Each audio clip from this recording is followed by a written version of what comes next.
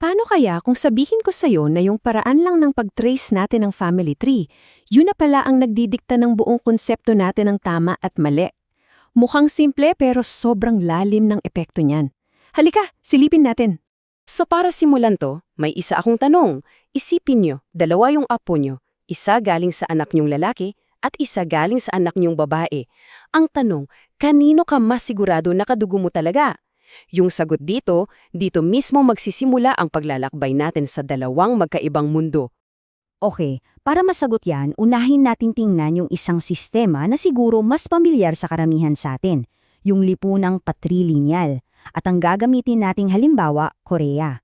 Sa madaling salita, sa sistemang patrilineal, lahat, apelido, lupa, yaman, titulo, lahat yan ipinapasa mula sa ama papunta sa anak na lalaki.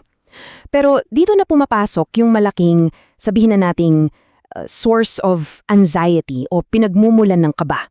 Kasi isipin nyo, lalo na nung panahong wala pang DNA test, paano ka makakasiguro bilang lalaki na yung anak mo ay sa'yo talaga? Ito yung pinakamalaking takot, na yung lahat ng pinaghirapan ng angkan nyo ay baka mapunta lang sa hindi nyo tunay na kadugo.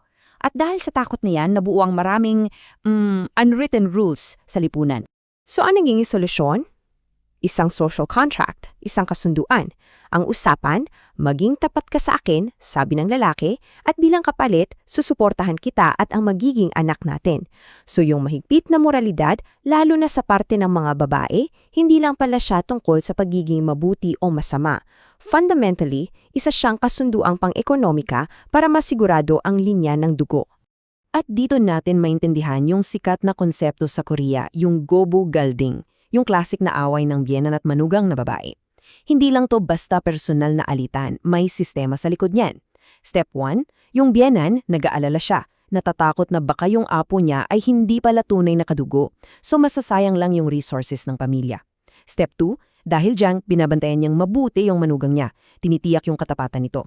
Which leads to step 3, yung buong away pala ay nakaugad sa pagprotekta ng mana at ng lahi. Gets nyo? Hindi siya personal, systemic siya. Okay, so yan ang isang mundo. Ngayon, lipat naman tayo. Tingnan natin kung paano ang isang lipunan ay nabubuo sa pundasyon ng katiyakan, hindi ng pag-aalinlangan. Punta tayo sa Cambodia. Dito sa sistemang matrilineal, baliktad lahat. Ang linya ng ina, yon ang sinusundan. Sa kanya dumadaloy ang mana, ang apelido, at yung mismong identity ng pamilya. Tingnan nyo kung gaano kaiba yung dynamics. Sa Cambodia, madalas, yung lalaki ang lumilipat sa bahay ng pamilya ng asawang babae. Yung mga anak, dala yung apelido ng nanay. At yung mana, lalo na yung bahay, kadalasan napupunta sa anak na babae. So ang resulta, yung bigat ng responsibilidad sa pagpapalaki ng mga bata, nasa panig ng ina at ng kanyang pamilya. At ito yung pinaka-aha moment. Isang kasabihan doon, ang mga anak ng aking anak na babae, kahit kanino pa man siyang lalaking magmula, dugo ko pa rin yan. Kasi, di ba ang koneksyon ng ina sa anak ay laging 100% tiyak, walang duda. Kaya yung buong anxiety nung tungkol sa kung sino ang ama, biglang, poof, nawala. Dahil dyan yung classic na conflict sa Korea, dito, halos wala. Bihira kang makakita ng away sa pagitan ng biyenan at ng manugang na lalaki. Bakit? Kasi yung katapatan ng lalaki ay hindi banta sa dugo at yaman ng pamilya ng babae. Yung ugat ng tensyon, tilanggal na sa equation. So okay, magkaiba yung structure ng pamilya. Pero ano ngayon ang epekto niyan sa mas malawak na konsepto ng tama at mali sa isang lipunan? Dito na siya nagiging mas lalong interesante. May isang simpleng kwento mula sa isang libro ng etika sa Cambodia. Simple lang yung sitwasyon. May isang unggoy na nagnakaw ng saging. Ang tanong, anong dapat gawin? Yung sagot dito, ipapakita niya yung sobrang lalim na pagkakaiba ng dalawang worldview. Sa isang lipunang tulad ng sa Korea na patrilineal, ang malamang na sagot ay hulihin yan at parusahan kasi may konsepto ng pagmamay-ari, ng rules at ng consequences.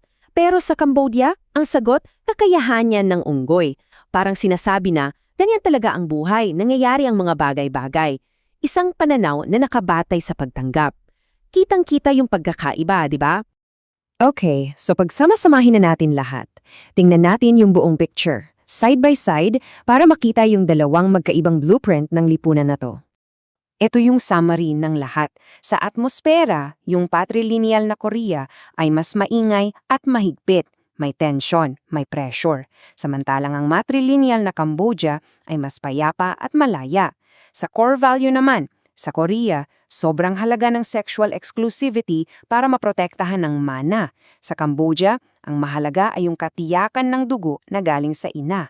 At lastly, sa bilis ng pag-unlad, yung pressure sa Korea, nagtulak yan para sa mabilis na development. Sa Cambodia, dahil mas relax yung sistema, mas mabagal ang maging pag-unlad. May mga trade-offs talaga.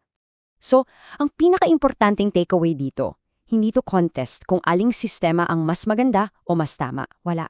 Pareho silang mga lehitimong solusyon sa mga universal na problema ng pamilya, ng mana at kung paano aayusin ang isang lipunan. Magkaiba lang sila ng diskarte. At dito na tayo magtatapos. Ang iiwan kong tanong para sa'yo ay ito. Ano yung mga bagay na akala mo ay natural na tungkol sa pamilya, sa moralidad, sa tama at mali, na baka lang, produkto lang pala ng sistema kung saan ka ipinanganak at lumaki? Kasi ang pag-intindi natin sa mga mundong tulad ng sa Korea at Cambodia, yun ang magbubukas ng isip natin na yung normal para sa atin ay isa lang pala sa maraming posibleng paraan para mabuhay.